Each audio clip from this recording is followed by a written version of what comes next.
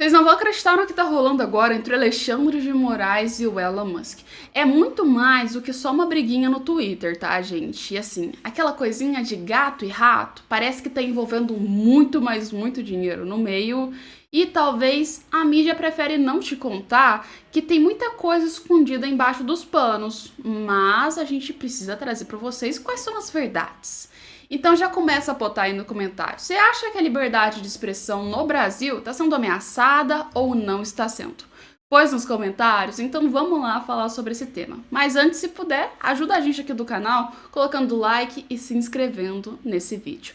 Tá pronto para saber qual é a verdade por trás de tudo isso? Pois é, olha a bagunça que tá esse caso. O Alexandre de Moraes, um dos caras mais fortes dentro do Supremo Tribunal Federal, decidiu que o X e a Starlink estariam fazendo um joguinho de empurra-empurra com as ordens do STF. Pois é, mas a história é muito mais antiga do que você pensa. Num certo dia, o Alexandre de Moraes e o Elon Musk entraram num conflito muito aleatório, porque o Alexandre de Moraes tinha pedido para que os perfis fossem retirados, né, no caso da oposição. O Elon Musk virou e falou, cara, isso aí é censura, vou tirar não, vai ficar aí.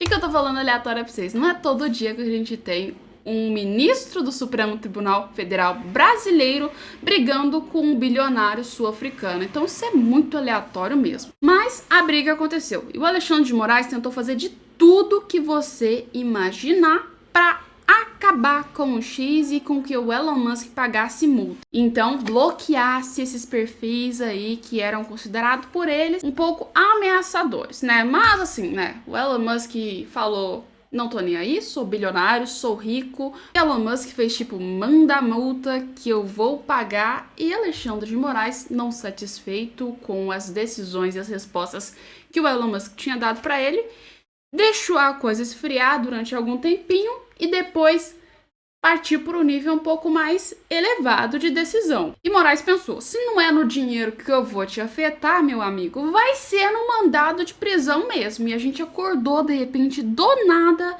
com Alexandre de Moraes falando, já que eu não consigo te afetar, Elon Musk, eu mando prender o seu representante aqui no Brasil. Foi literalmente isso. Ou seja, Alexandre de Moraes já tinha intimado antes o Diego Lima, que no caso é o representante do X. Ele já tinha mandado a notificação escrito, ô, tira aí do ar, colega. Foi mais... E obviamente, Diego Lima recebia a ordem do Elon Musk. Se o Elon Musk falou para não tirar, ele não ia tirar. E aí o Moraes veio então e ameaçou prender o Diego Lima. Isso aí foi o estopim, foi aquele momento crucial para que a briga começasse a tomar um nível muito mais elevado do que já estava, sabe? Quando você fala assim, agora vai dar merda, agora a situação vai ficar feia. Bem, esse momento foi o que fez a situação, assim, dobrar. E esse foi o momento em que o Elon Musk pensou, uai, trem tá meio estranho aí, uai, eu não faço o que vocês querem, vocês vão lá e mandam prender meu representante? Parece que a situação tá passando dos limites. Então, ó, isso aí foi, assim, a gota d'água e Elon Musk virou e falou, então, já que a situação tá feia, vocês estão até mandando prender o meu diretor aí no Brasil, vou arrancar meu escritório, porque aí não dá mais pra ficar aí no Brasil. Só que isso deixou a situação ainda mais pior, porque o Elon Musk tirou o escritório do Brasil, não tinha representante do Brasil, e o Twitter ainda continuou rodando, sabe? Sem representante no Brasil. E piorou a vida do Alexandre de Moraes, porque se ele quisesse intimar alguém, aonde ele iria intimar? Porque não tinha mais representante no Brasil. Como que ele faria uma intimação? E provavelmente, assim como eu, você pensou que essa intimação, Moraes iria achar um jeito. Mas um jeito plausível. O Moraes colocou uma intimação pela própria plataforma que ele estava acusando. Aonde já se viu isso, gente? Eu nunca, na história, imaginei que eu ia ver alguém receber uma intimação pela internet e numa rede que está sendo acusada. Uma coisa sem noção, não faz sentido. Nunca imaginei que eu ia ver uma coisa dessa na história. Aí você pensa comigo, não dava para ficar pior que ser intimado pelo próprio Twitter. Pois é, tinha sim como ficar pior, gente. Porque se você abrir, eu peguei aqui e botei pra vocês o que o Twitter fez, né? O que o STF fez e divulgou pro Twitter. Ó. Mandado de intimação, ainda marcou o Elon Musk. Olha, o arroba hoje agora é visionário. E se você olhar, nunca vi tanto sob sigilo na minha vida. Aqui, ó, só tem aqui, relator, ministro Alexandre de Moraes. Aí tá tudo aqui, ó, advogado, requerido, tudo em sigilo, gente. Que é isso? Que é isso? Nunca vi uma coisa dessa na minha vida. Gente, a que nível a política brasileira chegou? Como o próprio Deltan Dallagnol falou, né? É a mesma coisa que você pegar todo mundo que participou da Lava Jato e mandar para eles pelo Instagram, ó, estou te chamando para você fazer aqui, né? E vir prestar um depoimento ou relatório sobre algo. Porque não tem lógica. E para piorar ainda mais a situação, uma coisa que ninguém nunca te contou, não é mesmo? Pois é, o próprio STF tinha decidido que você não podia intimar uma pessoa pelas redes sociais e o próprio STF vai lá e intima o cara pelas redes sociais. Pois é, meio louco essa situação, mas foi isso que aconteceu. E depois disso a gente teve o fato de que teve o Voldemort sendo comparado com o Alexandre de Moraes pelo próprio Elon Musk, ou seja, Elon Musk debochou Alexandre de Moraes em todas as formas que você conseguir imaginar. Ainda falou que no final da história ele acabaria sendo preso, né, e botou essa imagem. Mas o que aconteceu? Veio isso, aí durante umas 4 ou 5 horas todo mundo ficou naquela tensão porque foi briga atrás de briga. E chegou no ponto onde Alexandre de Moraes tinha dado uma determinação e falou: colega, tu se vira e arruma aí um representante no Brasil até as 8h07 da noite. Se vira, acha alguém aí e põe. Não tô nem a isso, aí é problema seu, você vai ter que achar alguém para responder por você. Então, dá seus pulos. E adivinha o que Elon Musk fez? Pois é, Elon Musk de novo descumpriu as ordens do STF. E deu às 8h07, todo mundo ficou ansioso para ver se ia ter representante do X. Só que o Elon Musk fez assim, ó. Não estou nem aí de novo, meu colega. Não vou cumprir as suas ordens. E aí o X, né, admitiu que não tinha cumprido as ordens do Alexandre de Moraes e falou, já tô esperando ser bloqueado mesmo, é isso, que restou pra nós ser bloqueado, né, porque depois que os cumprimentos não tinham sido feitos pelo próprio Elon Musk, Alexandre de Moraes ameaçou ir lá e detonar o X. Mas isso surpreendeu muita gente, porque em vez de mexer no X, porque ia dar muito trabalho pro Alexandre de Moraes, porque não é tão simples assim. Quem tinha que tirar era o Elon Musk. Se caso ele não tirou, o Alexandre Moraes vai ter que entrar com a Antel e assim vai ser um processo longuíssimo, tá?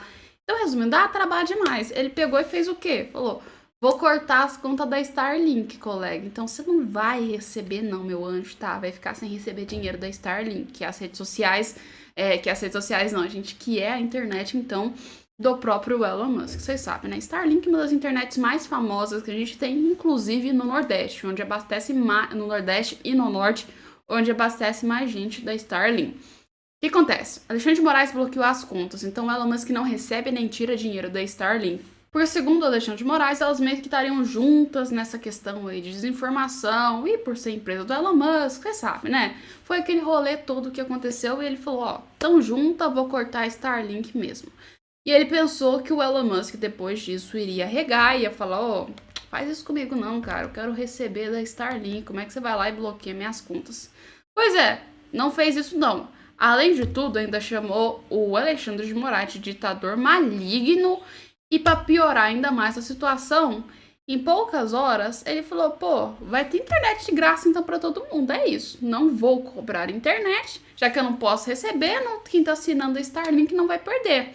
Vai aí ter normalmente a sua internet gratuita. Então, o Elon Musk desobedeceu as ordens do STF, conseguiu o apoio do povo brasileiro e, para piorar, irritou Alexandre de Moraes e conseguiu ter um corte dentro da Starlink e um problema pro X em menos de um dia.